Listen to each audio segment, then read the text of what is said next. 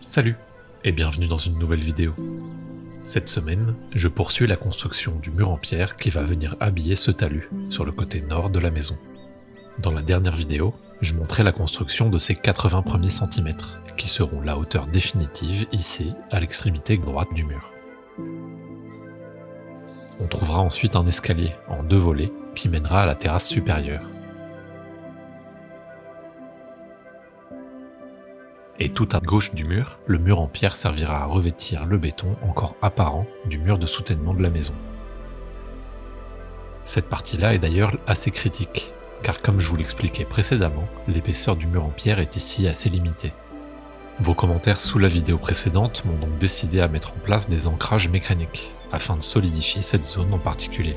Ça tombe bien, j'ai retrouvé ce bidon de primaire d'accrochage que j'avais commencé à utiliser il y a plus de 3 ans pendant la rénovation de la maison.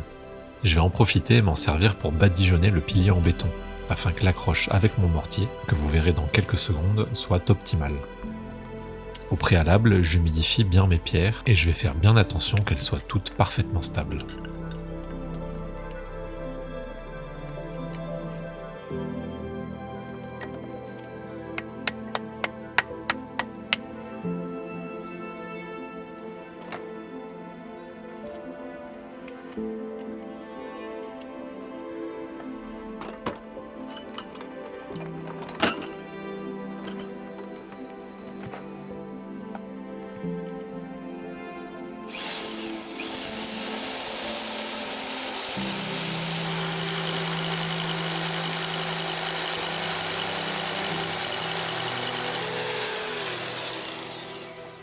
Ensuite, je vais utiliser des vis turbo en inox, assez longues et filetées sur toute leur longueur.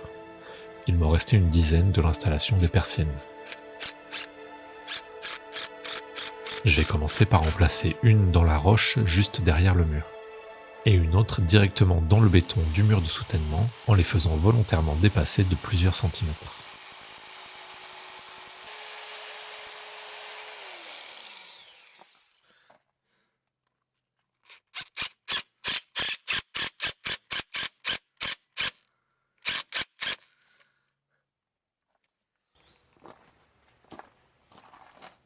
Je vais ensuite préparer mon mortier de chaux. J'utilise ici la Malta Antica de chez Vimark, encore un reste de chantier. C'est d'ailleurs pour ça que j'utilise ce mortier, sinon je vous conseille plutôt de préparer votre propre mortier avec de la chaux NHL 3,5 par exemple et du sable. Ça vous coûtera bien moins cher.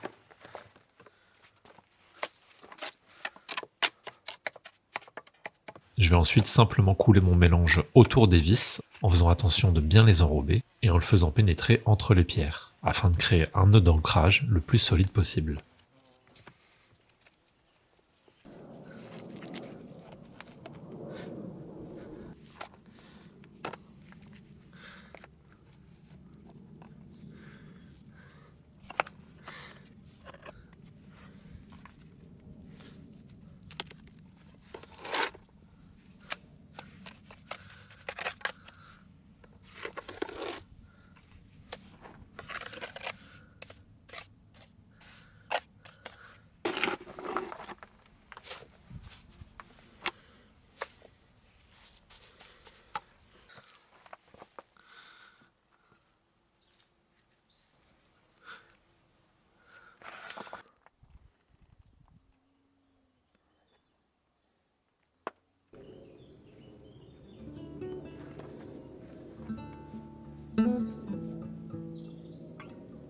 Puis le travail continue.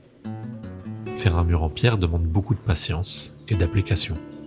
Le choix des pierres et leur positionnement est très important, car elles seront le support de la pierre supérieure.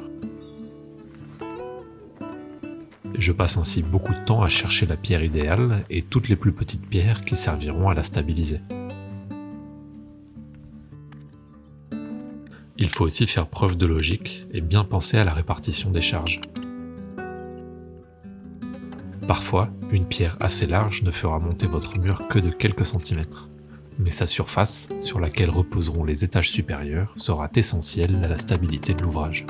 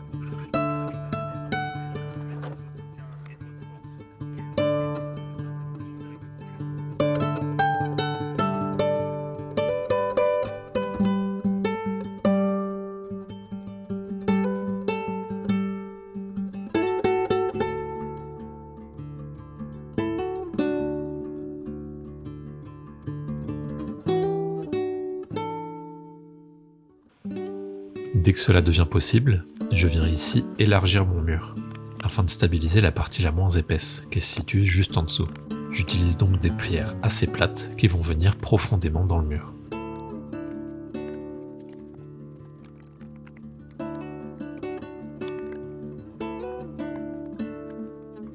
Après avoir progressé d'une quarantaine de centimètres en hauteur, je viens de nouveau mettre en place des ancrages mécaniques, cette fois de part et d'autre de l'angle du mur en béton.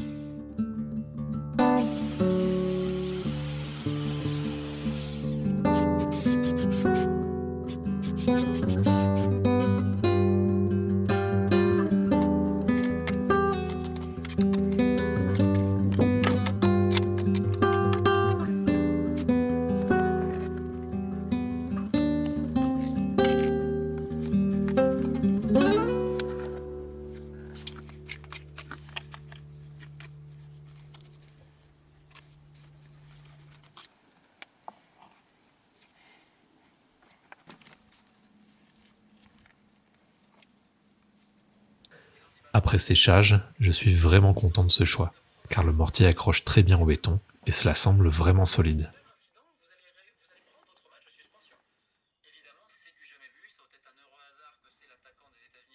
Un autre aspect difficile de ce chantier, c'est la chaleur.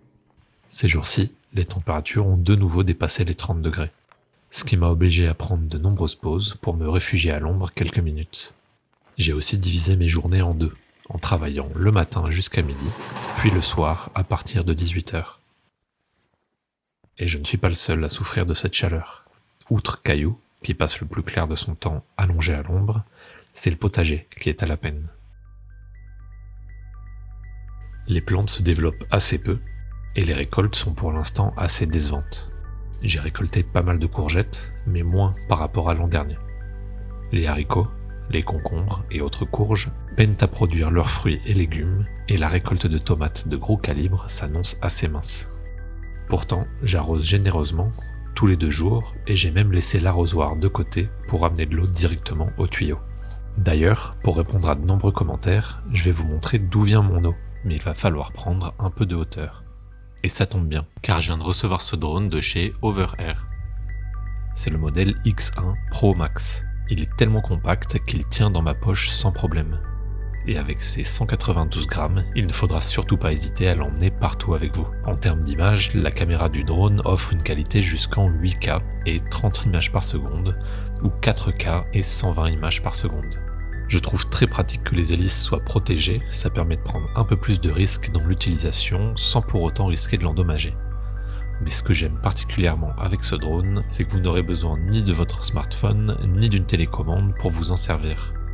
Le petit écran sur le dessus du drone permet de choisir le mode de prise de vue et de modifier quelques paramètres de base, comme la distance et le temps de vol. Ensuite, il n'y a plus qu'à presser le bouton central et le drone décollera de la paume de votre main. Vous pouvez même aller encore plus loin avec la fonction commande vocale.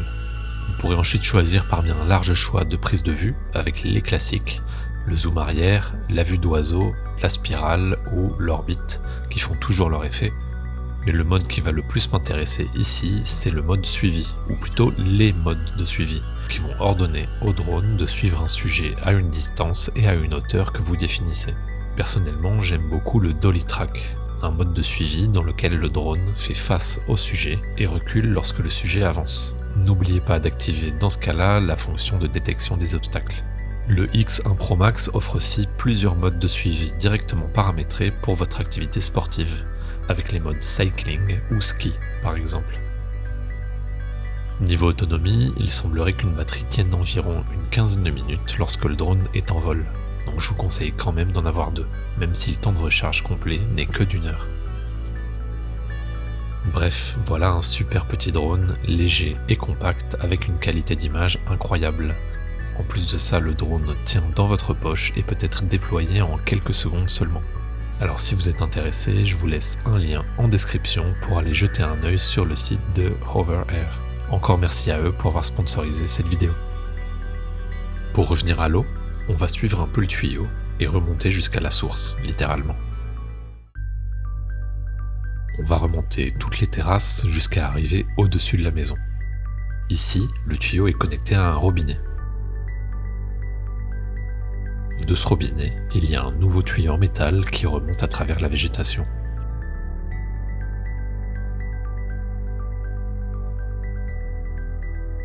Jusqu'à cette citerne, qui appartient toujours à l'ancien propriétaire de la maison, mais qui m'autorise gentiment à l'utiliser.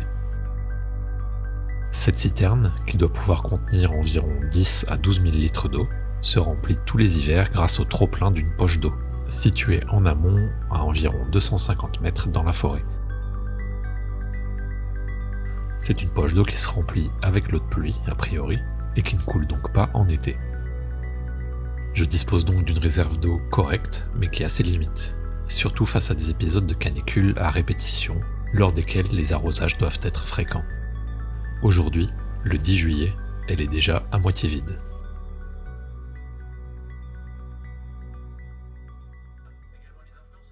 De retour sur mon mur, il faut que j'avance en direction des escaliers.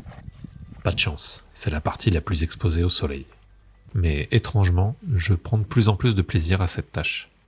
Je ménage mes efforts pour ne pas me griller, et j'avance doucement, quelques heures par jour, et le mur monte tranquillement.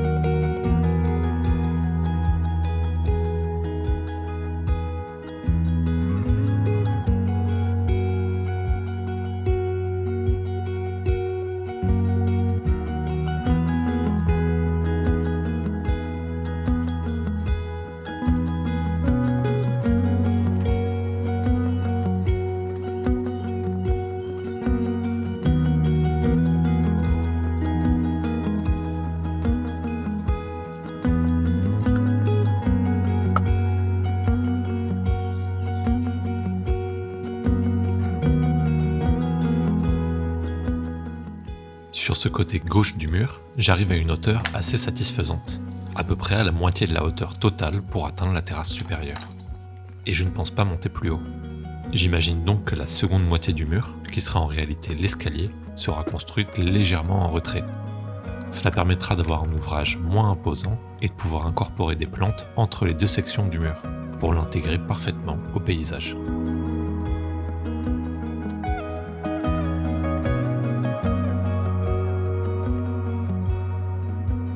Cela va être le moment d'ajouter quelques marches à mon escalier. Et qui dit marche dit grosse pierre. C'est trop tentant, ces énormes blocs ont la hauteur parfaite. Et une fois en place, ils ne risquent pas de bouger.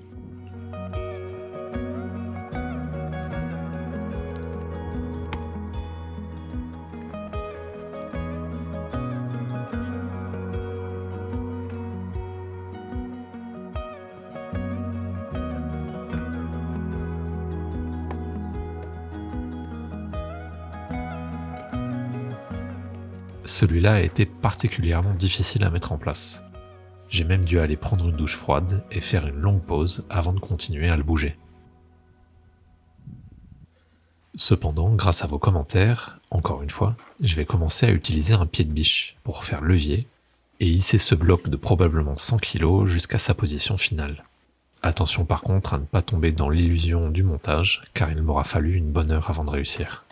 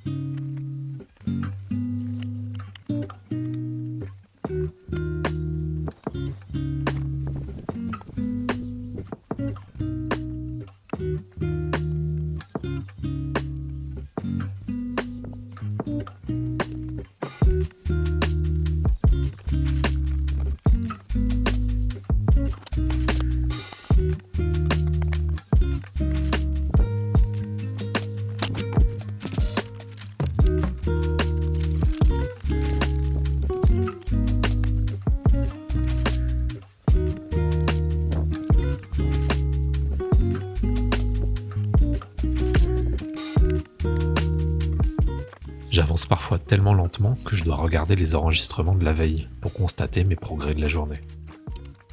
Malgré cette lenteur, et malgré la chaleur et la difficulté physique, je dois dire que je suis vraiment content de mon travail. Le mur correspond bien à l'esthétique de la maison, et surtout, il me donne une impression de solidité très rassurante. Dites-moi en commentaire si vous avez le même ressenti. En tout cas, tous vos messages me donnent beaucoup de motivation pour continuer. Alors un grand merci. C'est tout pour cette vidéo. Merci d'avoir suivi et à bientôt.